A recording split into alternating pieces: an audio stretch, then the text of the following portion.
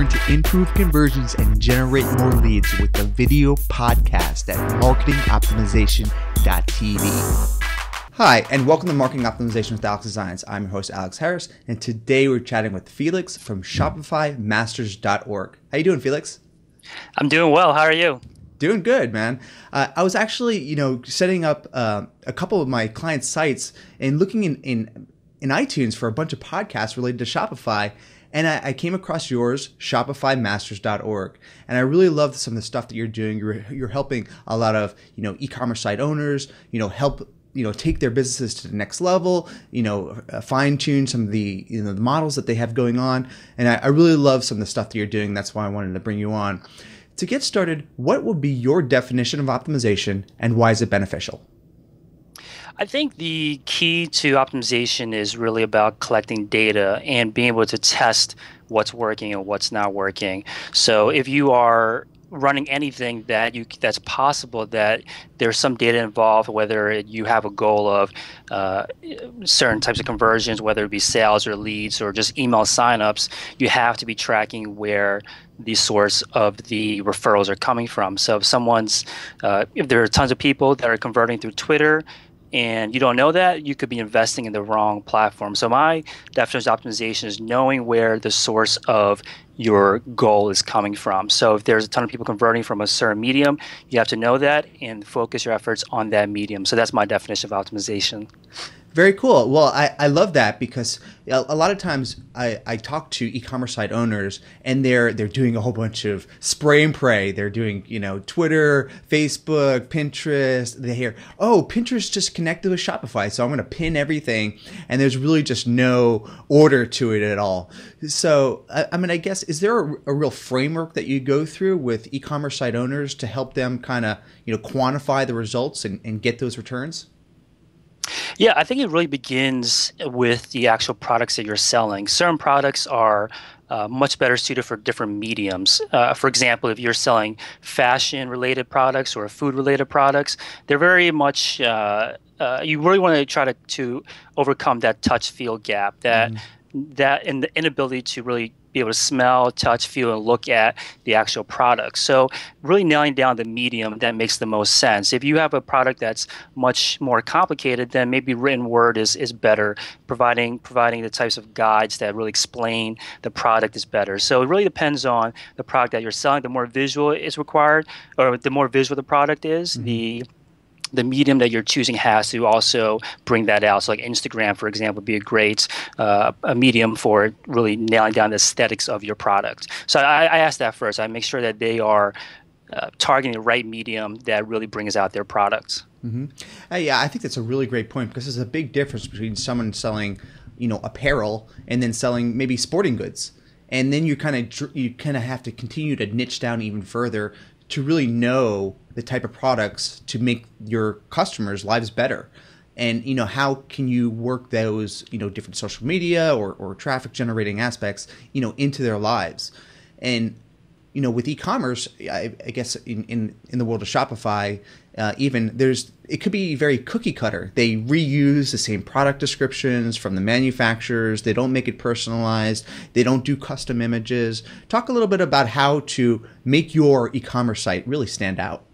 Yeah, I think the power with Shopify is that it takes away a lot of the kind of administrative stuff that would normally consume your time when you're first starting out or during your day-to-day. And that time should really be invested in personalizing that experience. So there's really no, I guess, excuse for using product descriptions that come straight from the manufacturer, because you now have all the time by leveraging Shopify's platform and all the apps that come with it. You now have the time that you can invest in really customizing your site so that it really addresses the kind of problems and the solutions that your customer is looking for. So not only is it important when a visitor comes to your site that they don't feel like you don't understand them, you definitely have to craft your copy in a way that really speaks to them and says, I understand your problem and this is how I'm going to solve it. So that's the one important aspect of once they land on your site. But the other big important aspect is SEO. If you're using the same descriptions that other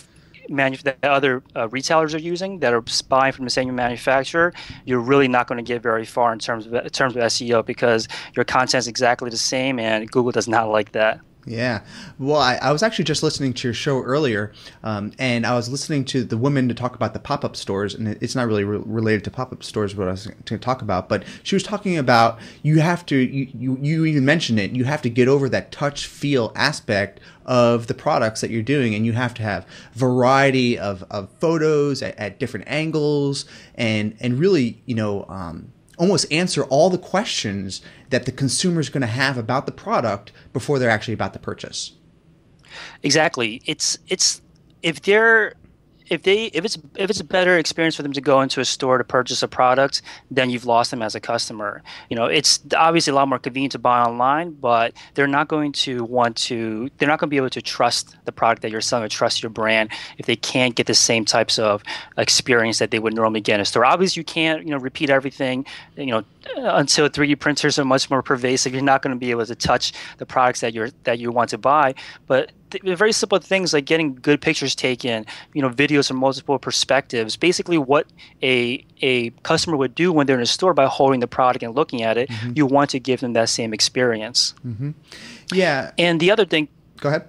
And the other thing too is that when it comes to product photos, you don't have to necessarily hire a professional to do it. And I always mention this a lot to my listeners, because they are usually the do-yourself folks that are either starting their first store or starting their first attempt at entrepreneurship in general, is that you don't have to spend money on things like professional product photos, because that could really eat into your budget. You can take great product photos, and I have spoken to experts that do take product photos, and they use their smartphone. You just got to make sure you hit certain kind of rules of thumb and take your photos a certain way, and you can always also utilize services that really touch up your photo for you. So it can definitely be done, and it's one of those things that there's really no excuse for not really personalizing that experience and making it feel like they are in a store.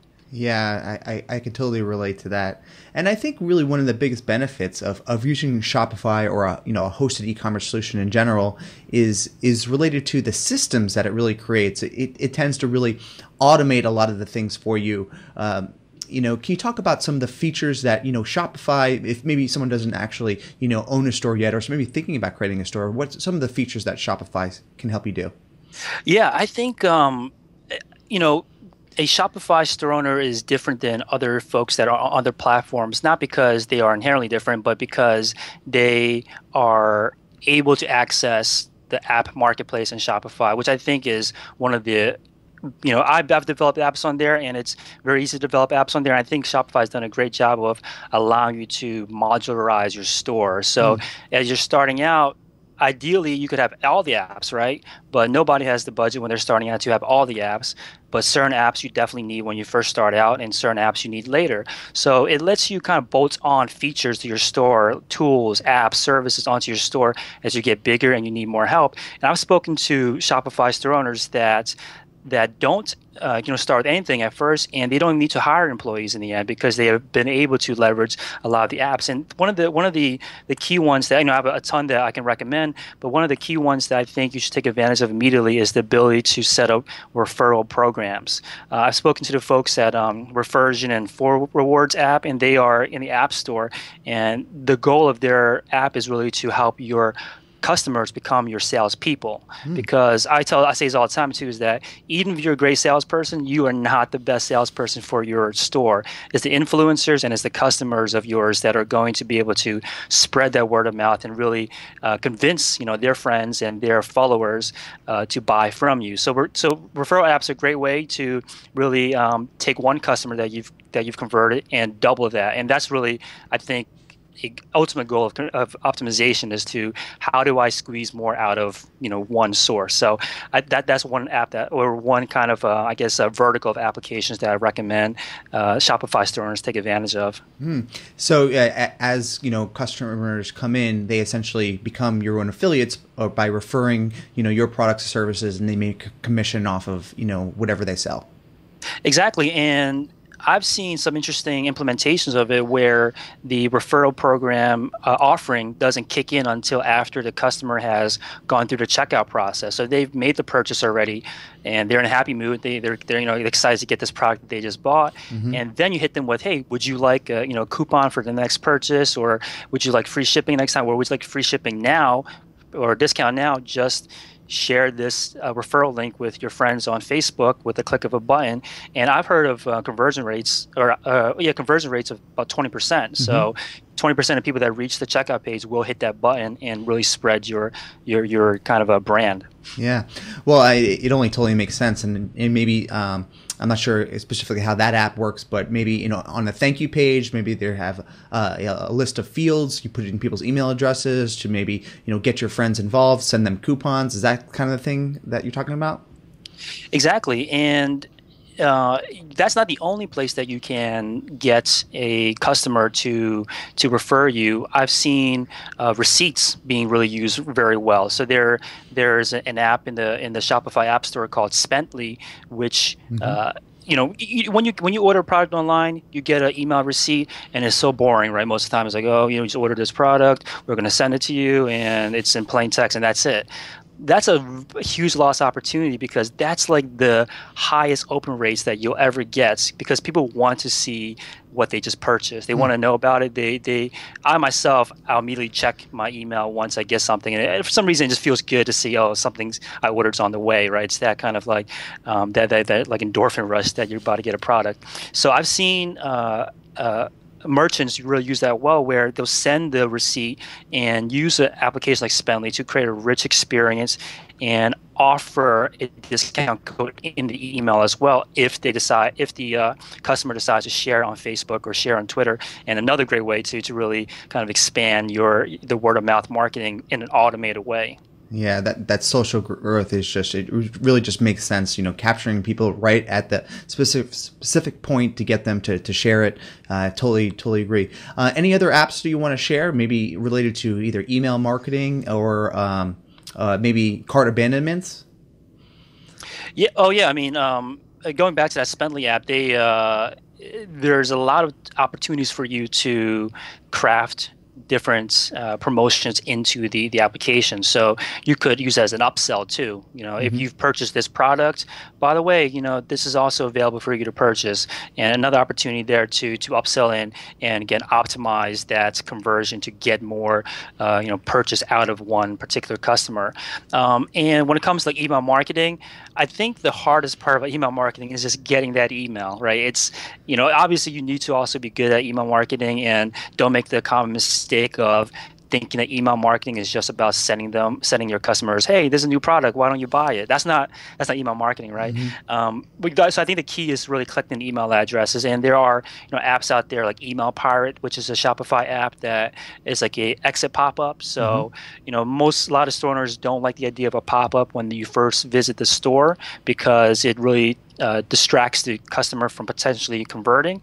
But if they're about to leave your store anyway, why not show them an exit pop-up that says, hey, why don't you sign up for email list? We'll give you some kind of incentive. And usually the incentive is like a discount code, and those are, is really high converting as well. And it's also not that, obtrusive, because they are about to leave your store anyway.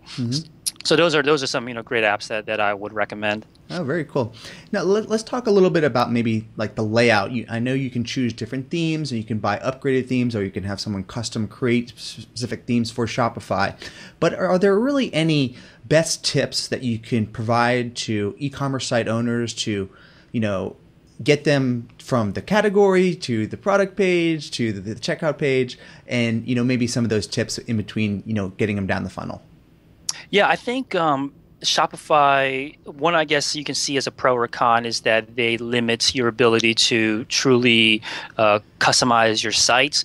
I personally think that that's a good thing, because there are certain standards that you should adhere to if you're running an e-commerce store. You don't want to be the first one to try something new in e-commerce, because someone, or even in general, and I think when it comes to optimization, you don't want to be the first one to do something drastically different.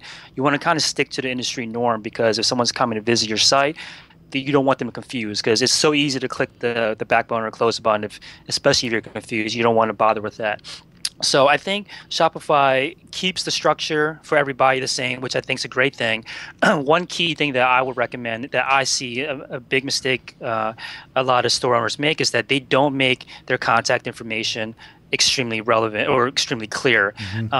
This goes back to the idea of trying to recreate that retail store, physical store experience, because when you're in a store, you have a question, you're not going to go digging for somebody to contact, right? You're going to be able to talk to somebody immediately. So two things there. One is always have your phone number or at least an email address visible on all pages. I don't think it's a good idea to stuff your email address or a phone number inside a contact us button all the way to the bottom of your page, because nobody's going to find it, and or at least they're not going to. A lot of folks are going to drop off your page without, because they can't find it. So that's one thing. Second thing is Olark. I think Olark's a great application to install. I think they have a Shopify app as well. If not, I think it's just like very simple JavaScript that you can drop into your site.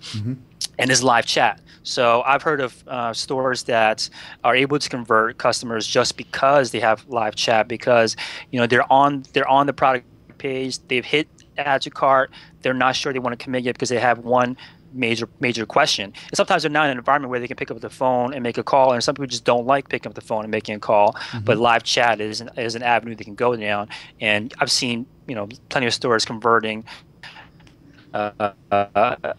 customers just from live chat, answering one question for them. Yeah, totally, because people like to work or buy from people that they like, and if they don't know that there's real humans behind your e-commerce store, more than likely they're not going to put their credit card in to actually make that purchase. So you want to be as upfront as possible. Even on your about page, tell the story about how you got started. People will relate to you because they're investing their time and their money into your e-commerce store, and you want them to have the best experience as possible. And the trick really is to get your customers on the phone, because they'll actually tell you how to market your products even better. You getting that the qualitative data, using Olark, collecting feedback, even on the thank you page, showing surveys. The more you can dial in to understand exactly the emotions and aspects of what's going on in your customer's mind when they visit your e-commerce store, that's how you're really going to increase your conversion rates overall. Yeah, totally. I've heard of. I was just talking to a Shopify store owner on my podcast. His name was Wes O'Donnell. He started this website called modernworkspace.net, and he just gives out his personal phone number to anybody that purchases from him, because he wants to show, hey, I'm a real person. I run this store, and please come talk to me. I want to hear your issues with the products you bought. Why you're not happy or why you are happy, and it's a great way to kind of show that you trust your customer. That, hey, I'm inviting you into my life, and I'm also like a real person, like you're saying, because I've heard of, I've spoken to Eric at Beard Brand, which is an awesome store. He's like Shopify's golden child. It's like what I like to call him, because he's like featured everywhere in Shopify, and he says that most of his sales come from the fact that he sells his story of his company. It's not just about the products he sells, but he sells the Beard Brand company through things like video. He really focuses on video, and that's also something that I recommend too. Is that if you can do video, like Kickstarter is the kind of company that really, popularized the idea of explainer videos. But you should definitely take advantage of explainer videos too, because there's so little competition out there. But if you can go out there and show the product itself, it's a lot easier than taking a bunch of photos, and it's a lot easier to explain a lot of products if you can implement like some kind of video in the product itself or on the page itself. Yeah, and especially with video, like right after someone purchases, if you can get them on the phone and you make their day by, whether potentially giving them a coupon or ensuring that they got the right product for them, that's a great time to get a video testimonial. Be like, oh, just take a second. Can I just do a Skype call with you and do a recording of that Skype call? Immediately, video testimonials right there.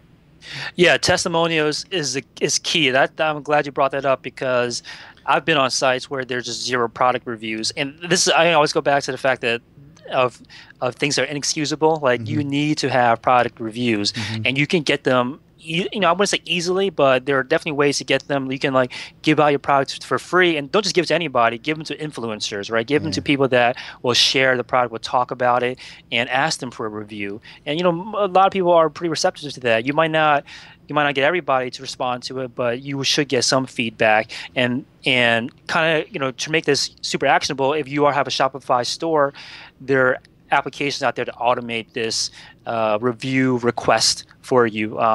Yotpo is one of them. They automatically email your customers after they've made a purchase after a set period of time, which you can set yourself. Certain products take longer than others to really get the value out of. So you can set it for like a week or 2 weeks, and then send an automated email to the customer that just purchased from you and ask them, like, what did you think about this? Would you like to leave a review? And the great thing about this, I've never seen this done anywhere else, is that you can just hit reply in the email, and the review automatically gets put onto your site. They don't have to log in. They don't have to go through the process of going back to your site and leaving a review. It automates that process for you. So that's another one I'd highly recommend that store owners check out. Yeah, now over probably really the next couple of weeks, the next couple of months, people are going to be setting up their sites up for the holiday season to really make the most profit, during those busy times of the year. And a lot of times it's not only about the sales, but you want to generate a ton of leads. So what would you say to the e-commerce site owner who really wants to have the best experience as possible? Are there any, general tips that you can share to, really capitalize during the holiday season? Yeah, so first recommendation is don't change anything once it starts. Like, you should get everything that you wanted to do, in the door on your site, and almost have like a site freeze at that point, because you don't want to screw around with anything in terms of optimization during that time, because you could, tank your site, and that's no good. One thing that I recommend that everyone do, preferably a month ahead of time, is to put together an editorial calendar, because the holiday seasons are coming up, and this really applies to any really events or seasonalities that you can plan for. Is to put together a content editorial calendar that talks about certain events. For example, if you're selling fashion and it's New York's Fashion Week, you have to be talking about that. If it's Christmas and you have the hot new toys or gadgets for the dad or for the kid, you have to write content around that. And it's not, the purpose of it is not necessarily for SEO purposes, because it's usually, it takes longer than that, but you want to be active on social media, and you want to be able to share something and give something out and be relevant. It might not seem like it, but if you're going to a site and they don't have any holiday themes going on at all, it comes off like strange, because again, going back to the fact that you want to replicate the retail experience. If you walk into a store, 2 weeks before Christmas and there's no Christmas stuff up, it feels weird. Right. So you want to be relevant in that sense. You want to be able to put together content that's relevant for the time or the season, and publish that through social media, and stay on top of mind in that way. Yeah, because the holiday season doesn't start on Black Friday. It actually really starts on Halloween. It goes from Halloween all the way to Valentine's Day. I mean, I've been doing e-commerce now for over 10 years, and majority of my clients, they make all of their money during that 6-month period. So, Halloween is really the start, and then you could do pre-holiday sales, post-holiday sales, last-minute shopping, clearance. There's a ton of stuff that you can do, and actually, I cover a lot of stuff in this actually book that I'm actually releasing very soon. So I'm very, very excited that you just mentioned that, because one of my main tips was a code freeze and an editorial calendar for sure, because there's so much opportunity out there, and people are expecting to receive those sales.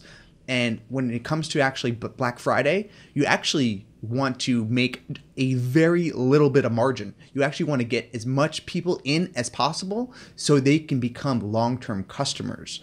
Black Friday is just about getting all those people right in the door. Yeah, repeat sales, that's the key, right? Getting the customer to really experience your product, experience your brand, and this is something that I've heard, is that, going off of the fact that the goal should just be to get the customer the first time, is that one thing I've seen done successfully to get that first customer is by driving traffic from other platforms. So this is similar to your kind of what you're explaining about how you want to just get the customer the first time and then sell them and upsell them and get them as repeats later, is to find where the traffic is going already, like in Amazon, Etsy, or eBay, sell the most popular product, really do well there, get that customer the first time. Now they know you, now they know your brand. Now try to sell them more stuff, whether that means the repeats if the same product or upsells. So I think that is really key, that you want to try to get the repeat customer. Getting the customer the first time is really just the beginning of the journey, right? In terms of getting that customer and really optimizing their kind of long LTV, right there, the lifetime value of that customer. Totally. Yeah, lifetime value is certainly one of the key metrics to think about. Average order value, getting them to buy multiple products during their initial checkout. There's so many metrics and stuff that we can totally geek out on. But let's talk about Felixs. What are you doing? And tell us a little bit about what you have going on and about the podcast. Yeah, I'm so excited that you reached out. This is actually my first time on the other side of the virtual interview table. And I started off originally building apps on Shopify. I started off working with one client that wanted to migrate from, I believe it was a big cartel at the time, over to Shopify. And I really kind of fell in love with the platform, for the reasons that I was stating earlier about how modular it is, not only for the store owner, but it also makes it very easy for folks like me to develop on the platform. So, I have 2 more apps in the marketplace now. And the reason why I started the podcast was that I was finished the 2 apps, that I put out there, and I was thinking, like, what's the next thing I could build? And the approach that I like to take, I made the mistake before where I just build it and then, hope and pray that someone wants to use my app. But now I want to really understand what is the problem that everybody's having, or a lot of people are having, that I can solve. And there are tons of apps that I talked about that can solve certain problems, but the one thing that I came across every single time was that I had my store up. It wasn't hard to set up my store, especially on Shopify, and I've had it up for months now, but I have no sales. I don't have any traffic. I sometimes see spikes. I have no idea what's going on. So there are apps out there that can help you fix certain problems, fix certain symptoms, but I think if you really want to address a problem at large, it's really an education problem, right? It's really understanding what's the core things that you should look at. And, your podcast, talks about optimization. And that's something that people should really think about, is like, how would they even know about optimization if they didn't learn about it? And that's what I wanted to do. I wanted to be able to teach, what I know in terms of marketing, but I don't know everything about e-commerce. I don't know everything about e-commerce marketing either, but I knew I could be the trading post. So I wanted to take the questions that I was hearing in the forums from my clients and get the successful Shopify entrepreneurs on the podcast, and I would ask them the questions. So that was the genesis of it, and I'm loving the journey so far. And talking to all these successful Shopify entrepreneurs is really motivating for me too, and the audience is really enjoying it. Yeah, well, it's super niche. I like what Shopify is doing in general. They just got a ton of funding. I'm sure, they're just going to continue to grow over the next couple of years. Great space to be, especially as an app developer, for sure. And if you want to check out Felixs Podcast, all you have to do is visit shopifymasters.org to check that out. To close, Felixs, what would be one thing that Shopify owners can really do to take their website to the next level? Yeah, so Shopify makes it very easy to track analytics, and I see oftentimes that people are not looking at analytics, and it's like such a key thing. And I'm sure your audience obviously is aware of this, is that you have to install the analytics. And Google has a great job. They have an e-commerce focused analytics. You need to track conversions, and you need to track where the source of traffic is coming from. This kind of goes back to our original question at the beginning about what is my definition of optimization, is knowing the medium where your customers are coming from. And because you're on Shopify, because these guys are doing it themselves, they usually don't have large budgets. So you really need to take advantage of the free tools and make sure that you're not spending your money marketing on channels that are not going to give you the returns as you could be elsewhere. So installing the analytics packages and looking at them, that's the first thing you should look at every morning, finding out where your traffic is coming from, and start digging from there. Yeah, and great advice for sure, because if you're not measuring where you are, you're probably not growing. There's ways that you can really, just find quick wins by just looking at your different traffic patterns. So, analytics, it should become part of your everyday. Just take a look at it, make sure there's no problems, and ensure once you find something that wins, all you do is double down on that and continue to do more. because sometimes a lot of stuff that you think is going to win, it doesn't win. So just, kill that task and try something new. Totally. Cool. Thanks a lot for your time, Felix. Thanks, Alex.